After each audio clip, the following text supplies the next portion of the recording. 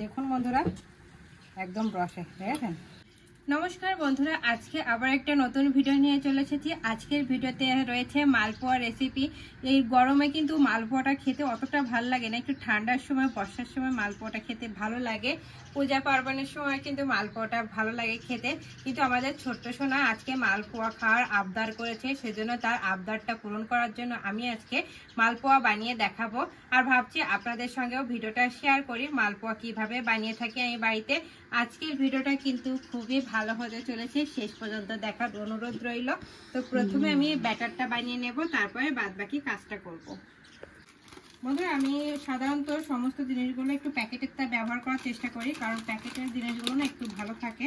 এই যে দোকান থেকে আমি যে খোলা যে ময়দাটা নিয়ে আসতাম, সেটা না প্রচণ্ড একটা বাজে স্মেল বা হতো, সেজন্য আর জিনিস যেগুলো খাওয়ার জিনিস আমি বানাতাম সেগুলো কিন্তু অতটা মানে ভালো হতো না, টেস্টটা হতো না। তারপরে আমি প্যাকেট থেকেও তারপরে আমি টেকে নেব। তো একটা পরিমাপ রয়েছে, এই যে এক বাটি নিয়েছি, এই বাটির 2 বাটি ময়দা নেব। এই ময়দার ভিতর কিন্তু একটাও ময়লা নেই, আমি যে দোকান থেকে যে ময়দাটা নিয়ে আসতাম তার ভিতর কিন্তু ছোট ছোট পোকা থাকতো। দেখুন একটা বাটি আমি নিয়ে নিয়েছি, বেশি পড়ে গেছে। 2 বাটি ময়দা নিয়ে নিয়েছি, এবার এটা ভালো করে আমি টেকে নিচ্ছি। এই পরিমাপটা যদি ঠিক রাখেন তাহলে মালপোয়াটা খুব ভালো হবে। আর 2 বাটির মতন সুজি,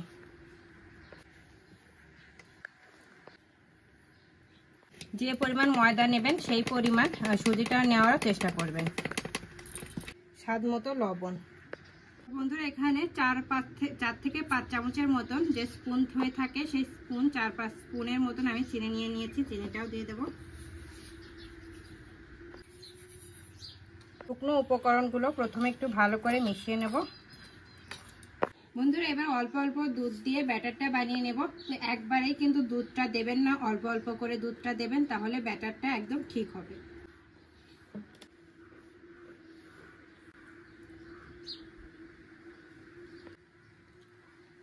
তো ওইভাবে ঢালতে গেলে কিন্তু পড়ে যেত, সেজন্য আমি একটা চামচের সাহায্যে দুধটা এইভাবে ঢেলে নিচ্ছি। এবার এটা গুলিয়ে নিচ্ছি।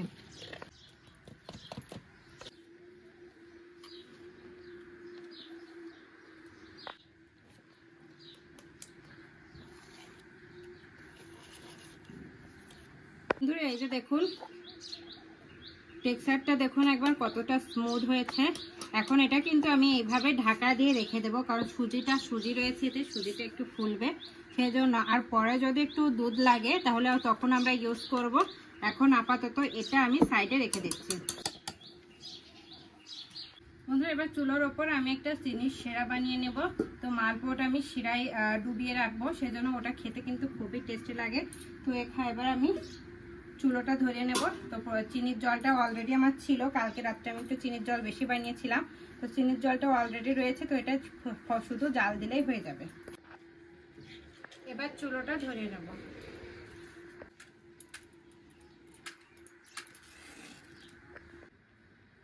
বন্ধুরা, এই যে দেখুন বন্ধুরা, চিনির শিরাটা রেডি হয়ে গেছে। তো এখন এটা আমি নামিয়ে নিচ্ছি। আর এটা কিন্তু ঢাকা দিয়ে আমি নামিয়ে নেব, কারণ এই চিনির শিরাটা হালকা একটু গরম হতে হবে।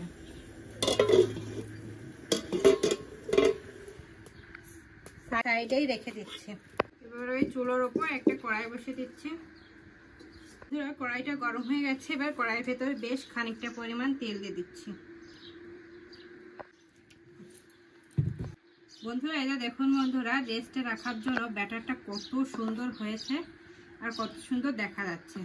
তো এখন কি করব, এর ভেতরে না একটু ঘি মিশিয়ে দেব, তাহলে গন্ধটাও খুব ভালো হবে আর স্মুথ হবে। 1 চামচের মতন আমার একদম হাতে তৈরি দেখুন দানাদার ঘি হচ্ছে, এটা 2 চামচের মতন আমি ঘি দিয়ে দিচ্ছি এখানে। এবারে বেশ ভালো করে আমি ব্যাটারটা এরকম মিশিয়ে নেব। বন্ধুরা, তেলটা গরম হয়ে গেছে, এবারে 1 চামচ ব্যাটার আমি দিয়ে দিচ্ছি।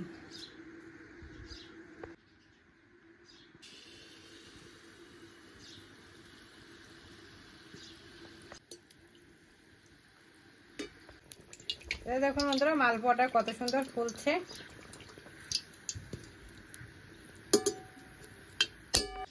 এই যে দেখুন বন্ধুরা একটা মালপোয়া হয়ে গেছে, কালারটা দেখুন ভালো সুন্দরই লাল হয়েছে। এখন এটা আমি উঠিয়ে নিচ্ছি।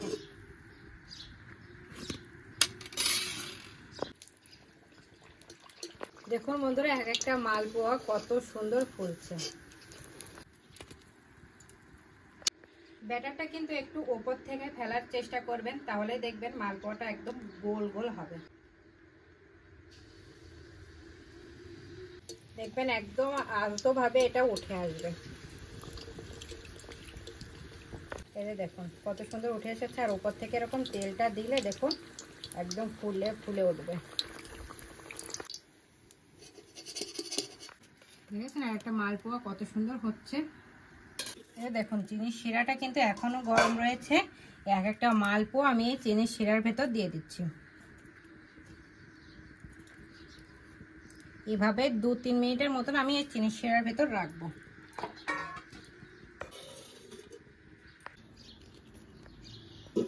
এদিকে দেখুন বন্ধুরা 2-3 মিনিটের মতন হয়ে গেছে, মালপোয়াগুলো একদম রসে ভরা টপ টপ করছে। তো এখন এক একটা আমি উঠিয়ে নিচ্ছি আর বাদ বাকিগুলো দিয়ে দেবো।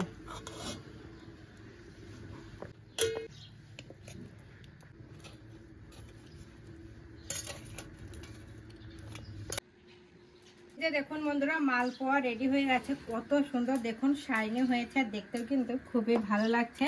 এখন আমি খেয়ে টেস্ট করে বলবো কেমন হয়েছে। একদম রসে ভরা নরম তুলতুলে। দেখুন বন্ধুরা একদম রসে, দেখেছেন? আর দেখুন হাত দিয়ে ধরার সঙ্গে সঙ্গে গলে যাচ্ছে, আর ভিতরে দেখুন একদম ফুলকো নরম তুলতুলে।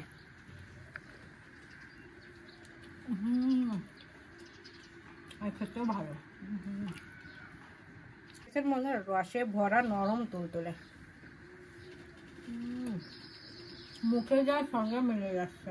মানে ভাজা হচ্ছে, এটা রসে বুড়োনো না, দেখুন ভেতরে একদম পুরো ফুলকো আর নরম তুলতুলে। এটাও কিন্তু খুবই ভালো লাগছে। দেখেছেন কত জালিদার হয়েছে।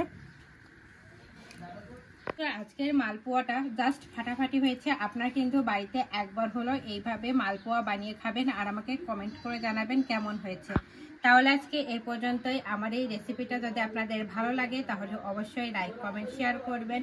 আমার চ্যানেলে যদি আপনার নতুন হয়ে থাকেন তাহলে সাবস্ক্রাইবও করে দেবেন। আর হ্যাঁ, অবশ্যই পাশে থাকা বেল আইকনও প্রেস করবেন, তাহলে এরকম নিত্য নতুন ভিডিও সর্বপ্রথম আপনার কাছে যাবে।